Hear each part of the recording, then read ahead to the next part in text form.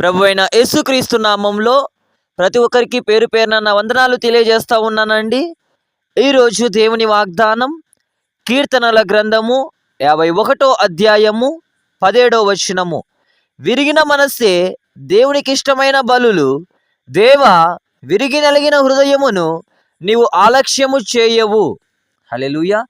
ఈ దినం దేవుడు మనతో మాట్లాడుతూ ఉన్నటువంటి మాట, ప్రియ సహోదరి సహోదరుడా, ఎవరైతే విరిగి నలిగినటువంటి హృదయముతో కన్నీటి మధ్య దేనికి కూడా ఓర్చుకోలేనటువంటి స్థితిలో ఉన్నటువంటి నీవు ఇలా అనుకుంటా ఉన్నావేమో, నన్ను ఆదరించువారు ఎవరు, నన్ను విడిపించువారు ఎవరు అనేసి నువ్వు బాధపడతా ఉన్నావేమో.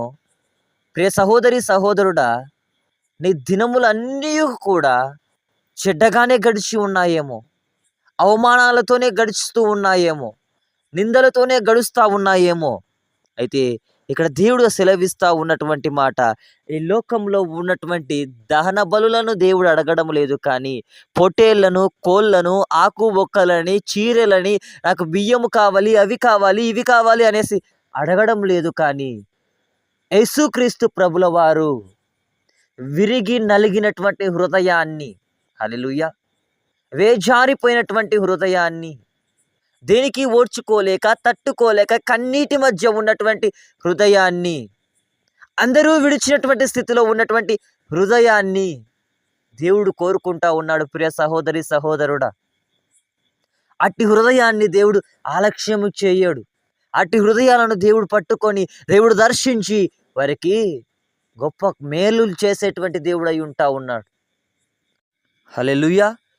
అట్రీతైనటువంటి కృపచేత నీవు కూడా నింపబడాలి అనేసి నీ యొక్క విరిగినటువంటి నలిగినటువంటి హృదయంలోకి ఎప్పుడైతే యేసుక్రీస్తు ప్రభుల వారిని ఆహ్వానిస్తావో, నువ్వేం చేయాల్సిన అవసరం లేదు.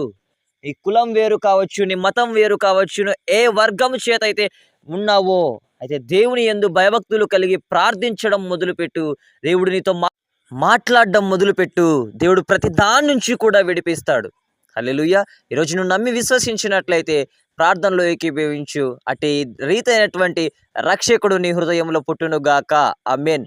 దేవుడి వాక్యమును దీవించును గాక. ఆమేన్. ప్రార్థన. మిక్కిలి ప్రేమ కలిగిన దేవా, నీకు వందనాలయ్యా. ఈ లోకంలో నీకు బలులు ఇష్టం లేదు ప్రభువా. అయా, మా విరిగినటువంటి నలిగినటువంటి హృదయమునైనా తండ్రి నీకు దహన బలిగా అర్పించుటకు, ప్రతి బిడ్డ హృదయమునైనా తండ్రి నీకు సమర్పణ అయ్యేటువంటి కృపను దయచేయమని, గొప్ప కార్యం జరిగించమని యేసుక్రీస్తు నామంలో అడిగి వేడుకుంటున్నాను తండ్రి. ఆమేన్.